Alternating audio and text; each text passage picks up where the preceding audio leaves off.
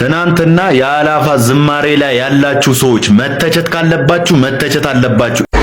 ይሄ ሁሉ ሰው የሚሮጠው ጋይስ ለመሰለፍ ነው። እሺ አይ ሚን ለፍተሻ ለመሰለፍ ነው። ሳይፈተሹ መግባት ስለማይቻል ማረሚያ ቤት ገባሁ። እዚህ ባልገባ ኖሮ እየሄድኩ ወድቅ ነበር። ማነው ላይ ቆራራ እየገባላለሁ። ምን ተሰማህ? ምንም የተሰማኝ ነገር የለም። በጣም ያከብሩኛል። አንተን እንጂ ያላወቀው የአማርኛ ቋንቋን ያሳደጉት የኦሮሞ ሊቃውንትም ናቸው።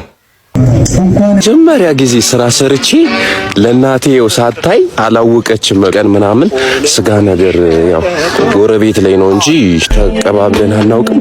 ይኸው ለመጀመሪያ ጊዜ ስራ ሰርቼላታለሁ። እስኪ ምን እንደምትል ሪአክሽኑን አብረን እናያለን።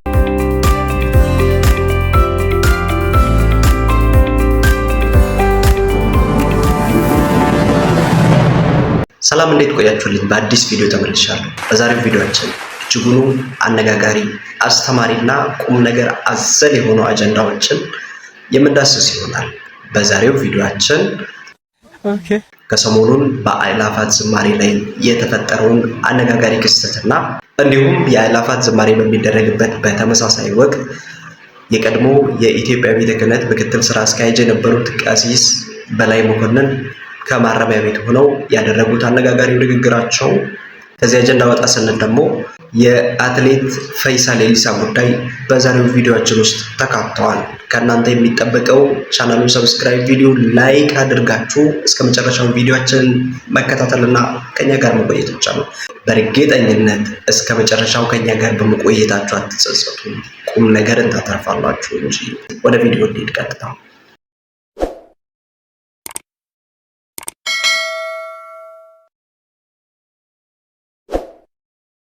መጀመሪያ ጊዜ ስራ ሰርቼ ለናቴው ሳታይ አላወቀችም። ቀን ምናምን ስጋ ነገር ያው ጎረቤት ላይ ነው እንጂ ተቀባብለን አናውቅም።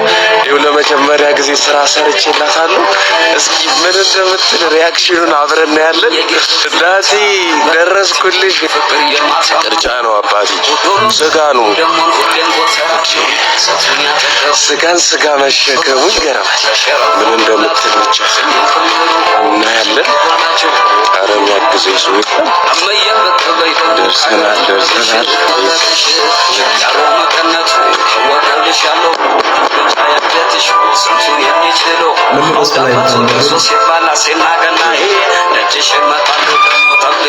አንተ ዲነ እንኳን ደስ አላችሁ። ለቅርጫው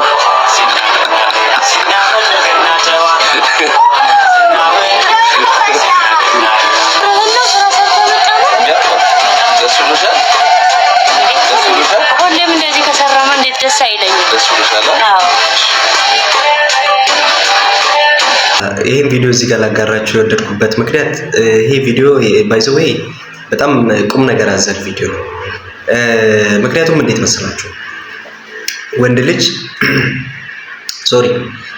ልጅ በቤተሰብ ከመረዳት ከቤተሰብ ገንዘብ ከመቀበል አልፎ ለእናቱ ፕሮቫይድ ከማድረግ ለእናቱ እንደዚህ ገዝቶ ከመግባት በላይ የእውነት ትልቅ ነገር የለም፣ ትልቅ ደስታ የለም ለቤተሰብ በሞላ ማለት ነው። ምናልባት ያደረገው ነገር ያን ታህል ትልቅ ነገር ላይመስል ይችላል፣ ግን ለሱ በጣም ትልቅ ነገር ነው። ከዛ በፊት በእናት ሲረዳ ቆይቶ በቤተሰብ ሲረዳ ቆይቶ አሁን ላይ ደግሞ ተመልሶ ለእናት እንደዚህ አድርጎ ይዞ መሄዱ የምር በጣም ትልቅ ነገር ነው። ከበዓልም ጋር የተያያዘ ነገር ስለሆነ ነው ቪዲዮ እኔ በጣም የተመቸኝ። ከዛ አንፃር ነው እዚህ ጋር ላጋራችሁ ወደድኩት። ኢት ወዝ ዘ ቤስት ቪዲዮ አይ ቲንክ። ለእናንተ እንዴት ነው? በኮሜንት ልታሳውቁኝ ትችላላችሁ። ምን አይነት ደብዛዛ ነገር ነው ይዘህ የመጣው ማለት ትችላላችሁ። እናንተ ከነበራችሁ በጣም ደስ የሚል ቪዲዮ እና አስተማሪ ቪዲዮ ነው ብዬ ነው እዚህ ጋር ሼር ላደርጋችሁ ወደድኩት። ወደ ሌላው እናልፋለን። በመቀጠል የምናልፈው ደግሞ ከሰሞኑን መጀመሪያ ላይ ልነግራችሁ እንደሞከርኩት የአእላፋት ዝማሬ በሚዘጋጅበት ወቅት በተመሳሳይ ወቅት እንደዚሁ ቀሲስ በላይ መኮንን ማለትም የቀድሞ የኢትዮጵያ ቤተ ክህነት ምክትል ስራ አስኪያጅ የነበሩት ከማረሚያ ቤት ሆነው የተናገሩት አነጋጋሪው ንግግር እሱን የማስደምጣችሁ ይሆናል። እንደዚሁም ደግሞ በተመሳሳይ ሁኔታ ከዛው ከማረሚያ ቤት አንድ ካህን ያደረጉት ብዙዎችን የሚያስቅ ንግግር እዛው ቪዲዮ ላይ አንድ ላይ ተካቷል። እሱም ቪዲዮ የማሳያችሁ ይሆናል። እስቲ ወደዛ እንሂድ። እንኳን ማረሚያ ፍርድ ሳታምም ሲቆርጥ ሲበል ስናደድ እንደውም ወጣቀስ ይላል። በሃይማኖት ልዩነት የለም፣ በዘር ልዩነት አይደረግም፣ በእውቀት ልዩነት አይደረግም። ፕሮፌሰሩ፣ ሊቀ ካህናቱም፣ ዲያቆኑ፣ ሁሉም ጥበቃ ክፍልም ታሳሪ የሆነ ሁሉ መደባችን እስረኛ። ይህ ያለ ልዩነት ነው የሚያገለግል። የሚሰጠን አልጋ እኩል ነው። የሚሰጠን ብርድ ልብስም እኩል ነው። የሚሰጠን ሬሽንም እኩል ነው። ልዩነት የለም። ይሄ በእውነት ለመናገር አንድ ነገር ብቻ እናገራለሁ። ቤታችን ውስጥ ራስ ምሳሌ ዛሬ ሌላውም ይሆናል። 11 ሰዓት ተኩል ማረሚያ ቤቱ ቆጥርና እንገባለን። ከገባ በኋላ ትንሽ ፀሐይ አለ። እንደዚህ ቀደም ብዬ 80 ናት 90 ናት ተረፈኝ። በጣም ቤት ውስጥ እኮ 2 አልጋ አልበቃ ተብሎ በሰው ልጆች ጉባኤ አሰርተው ሜትር 2:20 ወደ ጎን 2:20 እሱ ቤት ሆኖ አይበቃም። የእውነት ነው። ምንድነው ይሄ ሁሉ እዚህ ብርድ ልብስ፣ ይሄ ሁሉ ትራስ ልብስ፣ እኔ ስራ በዝቶብኝ የሚገርም ይሄ ተረፈኝና በጣም እንዲሰራው ብዙ 2 ሰው ያስተኛል። ከፍለ እንደዚህ ነው በእውነት። እኔ በበኩሌ የምለው ነገር ቅድም ሲባል የነበረው እንኳን ማረሚያ ቤት ገባሁ። እዚህ ባልገባ ኖሮ ብዬ ህግ ወድቅ ነበር። ቢሮ የቅድስተ ማርያም ጉልላቱ እሷ ቢሮ የገባው መስላለሁ፣ ግን ፍርድ ሲሰጥ ነው እኔ ብቻ ነኝ የሚታወቀኝ እንጂ ፍርድ ሳታምም ሲቆርጥ ሲበል ስናደድ እንደውም ወጣቀስ ይላል። ከኔ በላይ ምንም የለም። በቃ መንግስት መስሪያ ቤት ውስጥ ሄዶ ወረፋ አልጠብቅም። መንግስት ወረፋ አልጠብቅም። ህግ መጣስ ራሱ ሌላውን ትቼ ሌላው ቆዩ ብዬ ነው የምገባው። አሁን ይህ እውነት ነው የምለው። ቅድም ሲባል የነበረው እኛ ተጠቃሚዎች ነን ከማንም በላይ ከምንም በላይ። ስለዚህ እግዚአብሔር ይስጥልኝ። ለካህኑ ይገባችኋል ብለው ይህንን ሽልማት ለእኔ ይገባል ብለው መልሳቸው ሰጥተዋል። ተጋርገ እናመሰግናለን። ስሞት ማን ነው? ማንያም ላይ ቁዳባራ እየለባላለሁ። ተሰማሁት። ምንም የተሰማኝ ነገር የለም። ምን እንደሆነ አሁን ደስታዬን መድረሻኛ ኢንስፔክተር በጣም ያከብሩኛል፣ ይወዱኛል። አሁን የሚጠይቁ ምንም የተሰማኝ ነገር የለም ባላለሁ። ምን ተሰማሁት ሲባል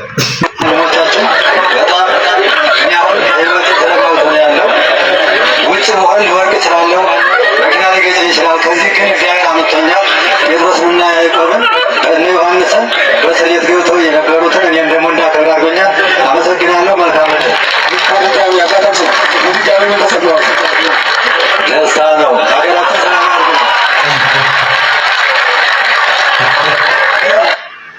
ቅድም ጠፍቶባቸው ነው መሰለኝ ምን ተሰማዎት ሲባሉ እኔ ምንም አልተሰማኝም አሉና አሁን ላይ ደግሞ ሲጠየቁ ድጋሜ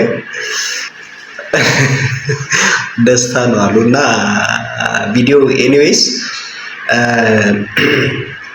ይሄ መርሃ ግብር የተዘጋጀው የአላፋት ዝማሬ በውጪ በተዘጋጀ ጊዜ እንግዲህ ቀሲስ በላይ መኮንን እንደነገርኳችሁ የቀድሞ የኢትዮጵያ ቤተ ክህነት ምክትል ስራ አስኪያጅ ነበሩ። አይ ቲንክ ከ1 ዓመት በፊት ይመስለኛል በህገወጥ የገንዘብ ዝውውር ጋር በተያያዘ በእነዚህ አይነት ኬዝ ወደ ማረሚያ ቤት ገብተዋል።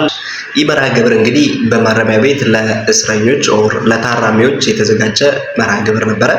በዛ መርሃ ግብር ላይ ተገኝተው ነው ይሄንን ንግግር ያደረጉት። ባይ ዘ ዌይ እዚህ ላይ እሳቸው ያሉት ነገር ምንድን ነው? እንኳንም ማረሚያ ቤት ገባው እንደዛ አይነት ነገር ነው አይደል የተናገሩት። ዲስ ኢምፕላይስ አጥፍቻለሁ እንደዛ አይነት ነገር ነው የሚያሳየው። ብዙ ጊዜ ታዋቂ ሰዎች እና ትላልቅ ሰዎች በአደባባይ ሲያጠፉ እንጂ በአደባባይ አጥፍቻለሁ ብለው ስለ ጥፋታቸው ሲናገሩ አይተናናቅም። ባለፈውም አንድ ቲክቶከር ጆን ዳንኤል በጣም ብዙ ፎሎወር ያለው እና በጣም ታዋቂ ሰው ነው። በሚዲያ ላይ ወጥቶ አጥፍቻለሁ ብሎ ጥፋቱን በአደባባይ እንዳጠፋ ሁሉ በአደባባይ ይቅርታ ጠይቆ ነበረ። ባይዘው እንደዚህ አይነት ነገሮች ሀገራችን ውስጥ ቢለመዱ በጣም አስተማሪና በጣም ትልቅ ነገሮች ናቸው ባይነኝ። እኔ ያው ምንም ባላቅ እኔ እነሱን ቫሊዴት እና ኢንቫሊዴት ለማድረግ አይደለም፣ ጀስት ግን እንደ ኦፒኒየን በጣም ቤስቲንግ ቢለመድ በጣም ምርጥ ነገር ነው ባይነኝ። እስቲ ኤኒዌይስ ወደ ሌላው ቪዲዮአችን እንሂድ። ትናንትና የአላፋት ዝማሬ ላይ ያላችሁ ሰዎች መተቸት ካለባችሁ መተቸት አለባችሁ። ይሄንን ልብስ ማለት ነው እንደዚህ አይነት ልብስ ለብሰ መግባት አትችልም የሚሏችሁን ሰዎች እንዳሰሙ አልተባልንም። በስነ ስርዓት ነው ዘምረን አመስግነን የወጣ ነው። እዚህ ውስጥ ራሱ የለውም ማለት ምን ያክል እንደሚያሳፍረው አስባችሁታል? ወይኔ ግን ከሱሉልታ ከቡራዩ ከሰበታ ይሄ ሰው ብዛቱ እግዚአብሔርን ጧይ እኮ ነው። ይሄ ሁሉ ሰው የሚሮጠው ጋይስ ለመሰለፍ ነው። እሺ አይ ሚን ለፍተሻ ለመሰለፍ ነው። ሳይፈተሹ መግባት ስለማይቻል አሁን ሁሉ ሰው ተፈትሽ ነው የሚገባው። ሰው ደግሞ እየሮጠ ነው የሚሄደው ቀድሞ ተፈትሾ ቀድሞ ለመግባት ወሰፈን። እንግዲህ ከሰሞኑን የተዘጋጀውን የአእላፋት ዝማሬ በጣም አይታችሁታል ብዬ አስባለሁ። በጣም ደማቅ መርሃ ግብርና ዓለም የተነጋገረበት የዓለም ሚዲያዎች የተቀባበሉት ኢቨንት ነው። እዛ መርሃ ግብር ላይ ለመታደም ነው እንደዚህ ሲሮጡ የነበሩት እና የተለያዩ ነገሮች ሲባሉ ነበረ። እዛ ላይ ደግሞ አንዳንድ ኔጌቲቭ ነገሮች ገጥመዋል። ምክንያቱም ጥሩ ነገር በሚሰራበት ጊዜ እንደዚሁ መጥፎ ነገርም አይጠፋም። እስኪ ምንድን ነው የሚለው ደግሞ ከዚህ ልጅ ልስማ እስኪ። እዚህ ፕሮግራም ላይ እንግዲህ ነጭ ካለበሳችሁ እኔ የአላፋት ዝማሬ ሄደው ከተማሩት መሀል አንዱ ነኝ። ኦኬ እዚህ ጋር ጧፍ አለ። ይሄን ቪዲዮ ምሰራላችሁ ከተመልሼ ነው። አይ ጧፉ መነደት ነው እንደዚህ ያረኩት የሰባበርኩ ማለት ነውና እንደዛ አድርጌው ነው። ይሄን ያለውበት ምክንያት ምንድነው? እንደው ለብሼ የሄድኩት አላፋት ዝማሬ ምክንያቱም እኔ አላፋት ዝማሬ አይደረግ አይኪድ የሚል ሳይብ ጀመረ አልነበረኝ። እንደው ለብሼ የሄድኩት ከስር ግን ጥቁር ሱሪ ነበር የለበስኩት። ቁጥራማ ጥቁር ሱሪ ነበር የለበስኩት ቢኮዝ እኔ እንደዚህ መለበስ ስለፈለኩ ነው እንጂ የአጀንዳ ነው ሆኖ ጥቁር ለበሳ የሚል አጀንዳ ነው አይደለም። እዚህ ጋር የምትመለከቷቸው ሆኖ ከላይ ነጠላ ለብሰዋል፣ ነጭ ነጠላ፣ ከውስጥም ነጭ ልብስ ለብሰዋል። ነገር ግን ጥቁር ሱሪ የለበሱት እና እንደምትመለከቱ እንግዲህ መግባት አችሉም ተብለው የተመለሱ ናቸው፣ የተባረሩ ናቸው። እኔም አንዱ እኔ ማለት ነው። እግዚአብሔር ይመስገን ወደዚህ አላፋት ዝማሬ ተገኝተን ስለዘመርን መንግስተ ሰማያትን እንወርሳለን፣ ሳዘምረን ሲኦል እንገባለን የሚል እሳቤ ስለሌለን ቤተክርስቲያን መድረስ ስለማታስተምረን ምንም የሚቆጨኝ አይደለባቸው አይተናል። ኦኬ አላፋት ዝማሬ ዋና ዓላማ ምንድነው የሚል ጥያቄ ነው የፈጠረብኝ። ቢኮዝ እግዚአብሔር ማመስገን ከሆነ ቤተክርስቲያናችን እኔ እርቃኔ አይደለም ጥቁር ለብሼ አይደለም ነጭ ለብሼ እርቃኔ ሄጄ እንኳን ለመዘመር ብፈልግ አትከለክለኝም። የአላፋት ዝማሬ ወይ ደግሞ እጃ የተባለው ማህበር ዓላማው ምንድነው? ኦኬ ከላይ ነጭ ለብሼ ከስር ግን ጥቁር ሱሪ ብቻ ስለለበስኩት ኦኬ አትገባም ማርጋት እሺ በበረታው ሸፍን ብዬ ለምንኩ ለዛው ኦኬ ለምንድን ነው ይሄ ነገር የሚሆነው ይቀናል። ግን ምንም ማድረግ አንችልም ትእዛዝ ነው የተባልነውና በእነሱም አንፈርድባቸው። የሆነ ሆኖ ግን የአላፋት ዝማሬ ላይ እንግዲህ ጥቁር ልብስ ለብሶ የሄዱ ብዙ ሰዎች አብዛኛው ወንዶች ናቸው። ልጆቻቸውን ይዘው ባልና ሚስት ነው። እናቶች ነጭ ሙሉ ለብሳ ባልየው ግን ጥቁር ሱሪ ብቻ ስለለበሰ ሲመለስ ነበር። ልጆቻቸው ይዛል ተባባችን ተብሎ ሲመለስ ነበር። እሱ ብቻ አይደለም ከውስጥ በኩል ከላይ ነጭ ሸሚዝ ለብሷል፣ ነጭ ልብስ ለብሷል። ከታችም ጫማዎቹ ነጭ ነው። ነገር ግን ከውስጥ በኩል ፓካውቱ ወይ ደግሞ ቦዲውን ጥቁር ነው ወይ ጥቁር ቦዲ ያደረገው አችልም ተብሎ ሲያወልቅ ነበር። እሺ ብሎ አወለቀ። ነገር ግን በእጅ ዘመባችንም ኪሱ ሳቢያ መባችንም ማለት ነገር ተደረ የምትገባው አቋቱን ጥሩ ነው የገባውና በጣም የሚያዝነው የሚገኘው ነገርና እኔ አላውቅም። የአላፋት ዝማሬ ዋና አጀንዳ ዓላማ እግዚአብሔር ማመስገን ከሆነ አይ ለምን የምንከለከለው? ይሄ ነው እንግዲህ አላፋት ዝማሬ ላይ ተፈጥሮ የነበረው። ጥቁር ልብስ አትልበሱ ተብሎ ነበረ። ነገር ግን ጥቁር ሳይለብሱ ሄደው ኢቨን ሱሪ ራሱ ጥቁር ለብሰው ወይም ቦዲ ራሱ ሲያስወልቀው ነበረ ነው ሲባል የነበረው። ከባድ ነው ከአንቺ ጋር መኖር ከባድ ነው የሚለው እንደዛ ያስብላል። ኤኒዌይስ እስኪ ወደ መጨረሻው ቪዲዮአችን እንሄዳለን። በመጨረሻው ደግሞ አንድ በስም ታዋቂ የሆነ አትሌት ከሰሞኑን የአርቲስት አንዷለም ጎሳ ባለቤት ቀነኒ አዱኛ በሷ ሞት ዙሪያ አንድ አትሌት ፈይሳ ሌሊሳ የተባለ አትሌት የተናገረው ንግግር ነበረ። ያ ንግግር እንግዲህ ብዙዎችን ሊያስቆጣ ችሏል፣ ብዙዎችንም ማናደድ ችሏል። በዛ ንግግር ላይ ያጠነጠነ አንድ ሀሳብ ላሰማችሁ። ጀስት ፈይሳ አትሌት ፈይሳ ሲሞት ቀበቴ አንተን እንጂ ያላወቀው የአማርኛ ቋንቋን ያሳደጉት የኦሮሞ ሊቃውንትም ናቸው። ታሪክን ስለማታውቅ ነው። ቋንቋውን ለዚህ ደረጃ ያበቁት ከአማራ ሊቃውንት እኩል የኦሮሞ ሊቃውንት ናቸው። አንተ ግን አለ ወይ አማርኛ አትችልም ወይ ኦሮምኛ አትችልም ከምንም ያለውንክ ኮፊ አግዜ ኮፊን ቤታመቲ ኦሮሞነት አንተ መሰጠን ጉዳይ አይደለም።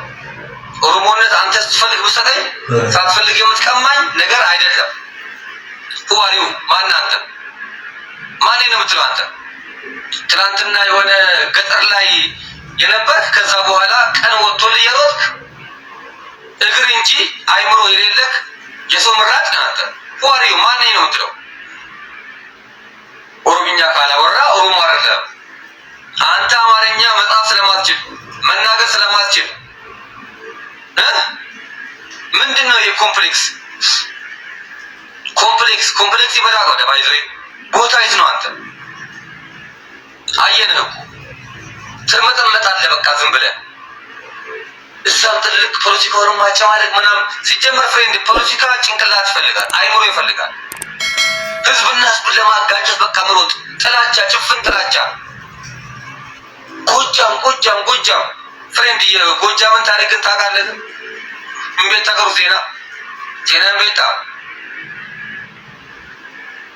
ታሳፍራለህ በጣም። አንተ የምትሰጠን ጉዳይ ይሄ የሀቅ ጉዳይ ነው። እኛ ያወራነው የቋንቋ ጉዳይ አይደለም። በቃ ከመቀመጫዬ ብድግ ልልሽ እላለሁ። ከእውነት ግን ብድግ አይደለም። ከእውነት ግን የትም በቃ ልንነሳችን። ኦሮሞ እንደፈለጋችሁ ታጨማልቁና ኦሮሞ ውስጥ ገብታችሁ ሌባውም እኔ ኦሮሞ ነኝ በቃ ሲያዝ ሰርቆ እኔ ኦሮሞ ነኝ፣ ገሎ እኔ ኦሮሞ ስለሆንኩ ነው። አርቲስት ኦሮሞ አንተ ምን ማለት ነው? የኦሮሞ አርቲስት ስለሆነ ነው። እና በቃ የኦሮሞ አርቲስት ነኝ ብሎ ነፍሰ ገዳይን በቃ ነፃ የሚወጣ ማለት ነው። ክጅብዶን ይኩኒ እንክጅቢና ክጅብ አከናን በርባል ኦሮሞ የማንም ወንጀለኛና የማንም ሌባ መደበቂያ አይደለም። እኛም ኦሮሞነት ከሆነ በደማችን ውስጥ ነው ያለው። ኦሮሞ የማንም ጋለሞታ መደበቂያ አይደለም። ከህዝባችን ላይ ወረድ በሉ ታጥወጣ ስትሰርቁ ነው እኛ ኦሮሞ ነው። ሌላ ጊዜ ዞረ ማታየው ኦሮሞ ሲራብ ዞረ ማታየው ኦሮሞ ዛሬ አሁን ተዛለ እንደ ወንፊት አድርጋችሁ ሰጥ። ኤኒዌይስ አጥላችሁ አሪፍ ነገር ሰጡት። ግን አንዳንዴ አጥሩት ያልኩት ምንድነው ስለው ነው። ግን እንደዚህ በዛ ልክ ለሚወርዱ ሰዎች አንዳንዴ ቆንጠጥ ማድረግ እንደውም ያስፈልጋል ባይ ነው። ለምን መሰላችሁ እንደዚህ ያልኩት?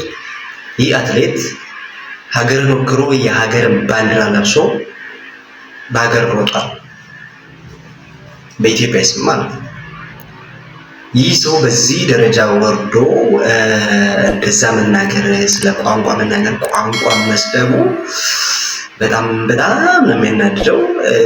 የሰውየውን እንትን ማንነት ራሱ እዛት እንዳለ ነው የሚያሳየው። እና ሌላው ነገር ደግሞ ምንድነው እቺ የብሔር ፖለቲካ የእውነት አሁን ነቃን፣ አሁን ተነቃቀን። የሆነች ተንኮል ይሰሩና የሆነች ጥፋት ያጠፉና ቶሎ ብለው የዚህ ብሔር እንትን ስለሆንኩ ነው ይሉና ወደ ብሔር ወሸቅ ይላሉ።